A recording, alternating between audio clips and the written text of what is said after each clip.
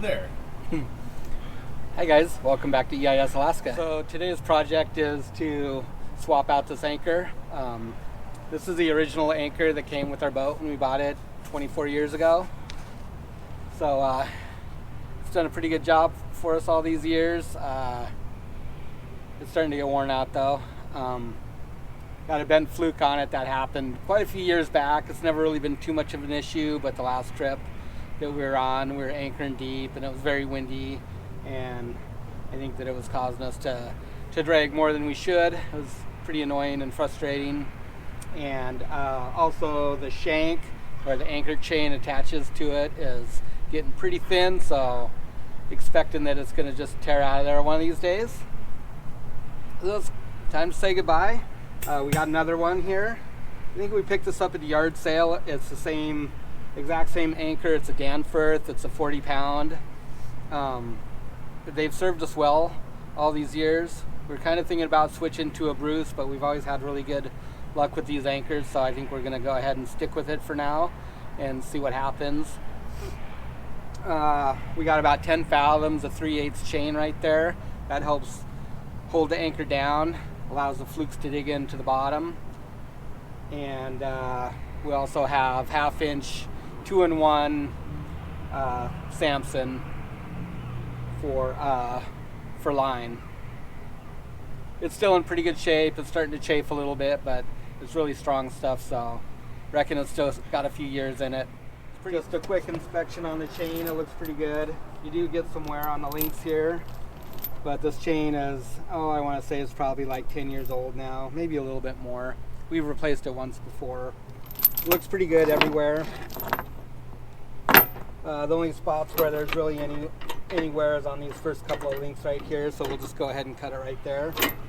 And same back here where it attaches to our line. You can see where it's worn right in there from just the constant rubbing on this hammer lock. So we'll go ahead and we'll remove that link. Looks like the next one's fine, so we'll just leave it. We'll just cut this first one here. We're going to replace both these hammer locks right here at the same time. They're old. We'll just cut them off. We're not going to fiddle around and try and drive the pin out or anything. We'll just give them a quick whack with the grinder. And same thing down here, and then we'll be good to go. So yeah, we got a pretty good bend in this fluke right here. That got caught in a crack one day.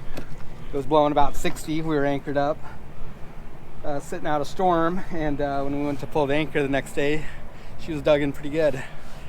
We think it got stuck in the crack of a rock. It was really hard to get loose. We finally managed to pop it free, and that's what gave right there.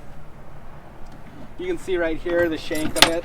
It's extremely worn now, so it really is time for this anchor to go at any rate.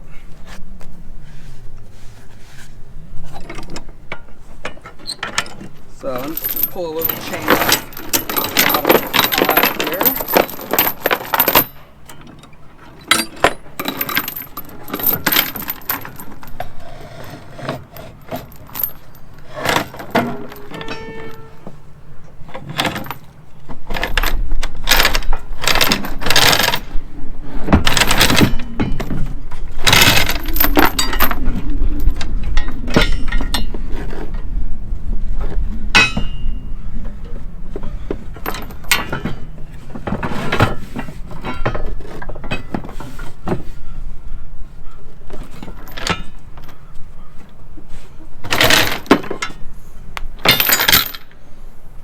So these are really good anchors.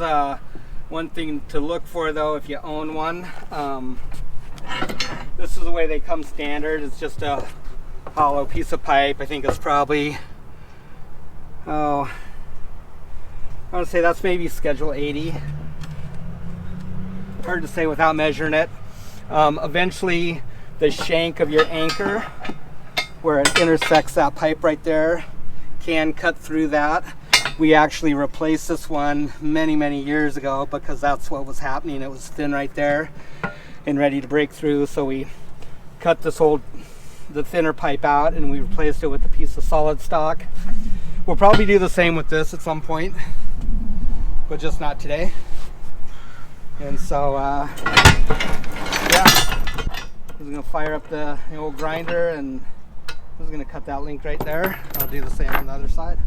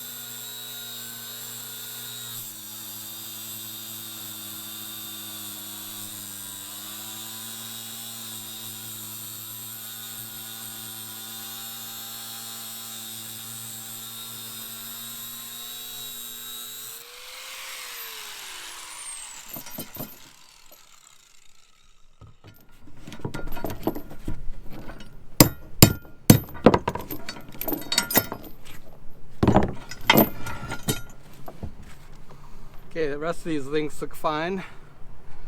Plenty of life in those still.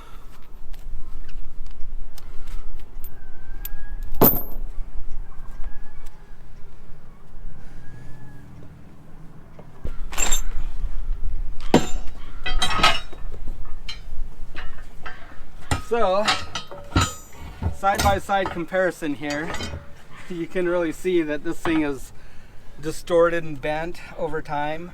It used to look like this. They're the exact same anchors made by Dan Firth. This is a 40 pound. 40S is the designation on it. Exact same one.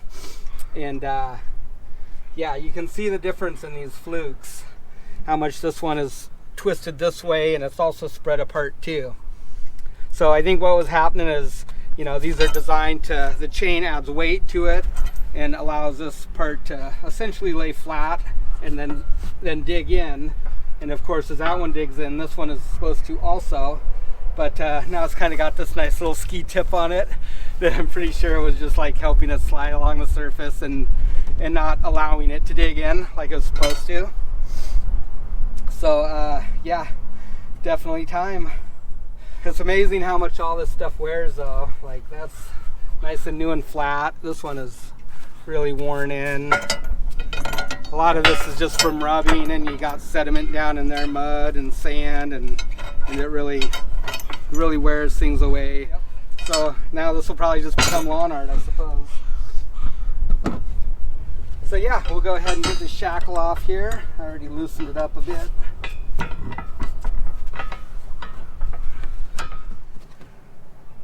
Okay, so as I was saying, we're going to use hammer locks and not a shackle.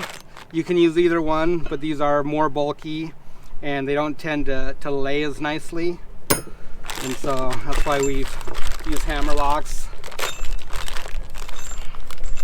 They're relatively inexpensive, so to speak. I mean, they last a very long time. And so I think they're about 25 bucks each or something. Very simple design. So you actually size these for the opening that they go into. So in this case, we have 3/8 inch chain. If you get the wrong one, it won't fit through there. But it's basically how you do it, is you pass it through there.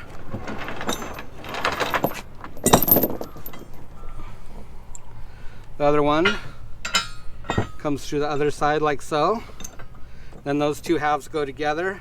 You've got a little, I guess there's like a spring coiled up in there, which allows it to expand when you drive the pin in, and then it registers on the shoulder right here in the center, keeps this pin from coming out. These are very popular, like for trawling and things like that, attaching chains and shackles to nets and things like that. So they're extremely strong, and Never really have any problems with them, so it doesn't matter which way you put this in, but you do want to bring your pin in from that side. So we'll just go ahead and drop that in there. Get our pin started, just like so, and then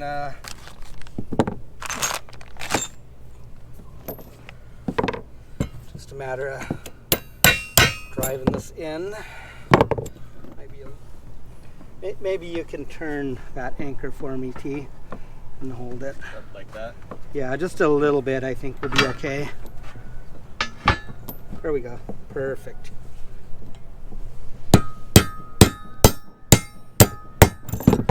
Easy as that. That's it. No point in really lubricating this or anything. That grease is going to wash out right away, so just let her go. And so now we'll just hop up on the boat. We're going to cut that chain where it meets our line and go ahead and replace that other hammer lock while we're at it. And that'll be that. We'll wind this chain back on and be good to go again, hopefully for another decade or two.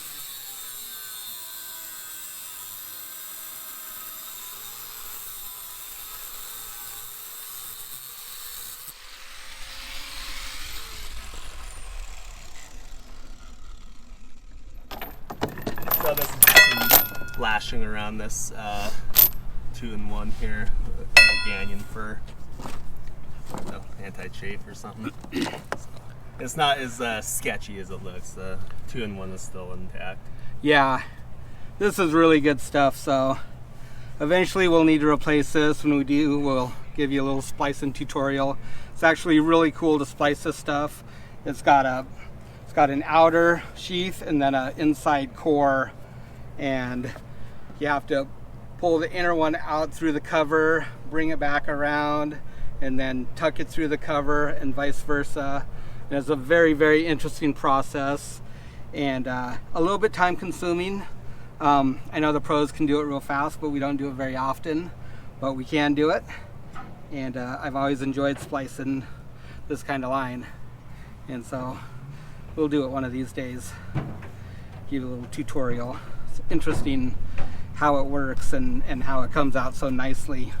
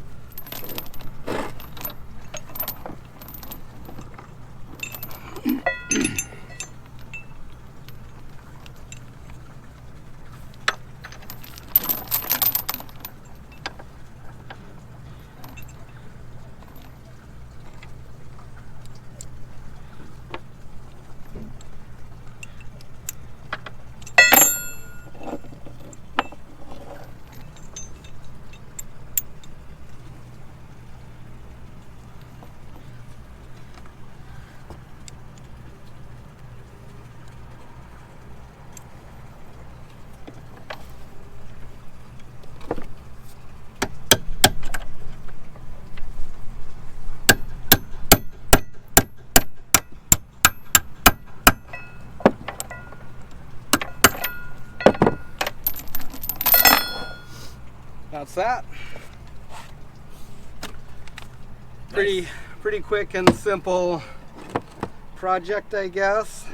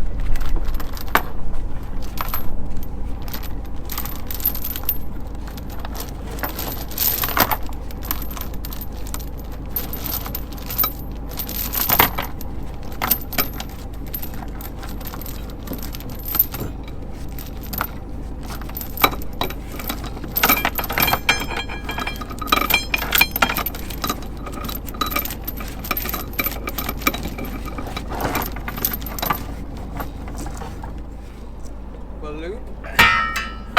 Moment of truth. Yeah. We'll see right now if it all holds together or not.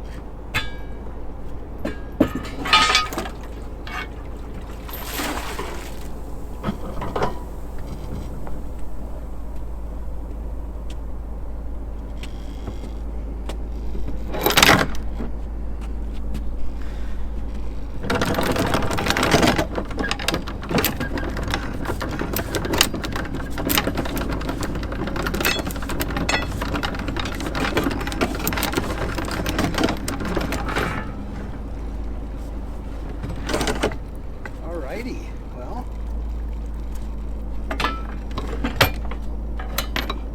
So we just use a chain binder right here to hook this. Looks like we might have to modify it. I think this is on this. I think this is the second chain binder we're on now, but we always have to open these up right here so they'll go on the shank of the anchor here. This one doesn't fit. It's not worn enough, but we'll just open up this this chain binder, the hook on it, and that works real good. It's nice and quick to lock that down. This one's actually looking pretty hammered and worn. Yeah, might be time for a new one of those actually. Yeah, maybe, huh? We better just do that while we're at it. Yeah. Although it's It's getting pretty thin right there, so.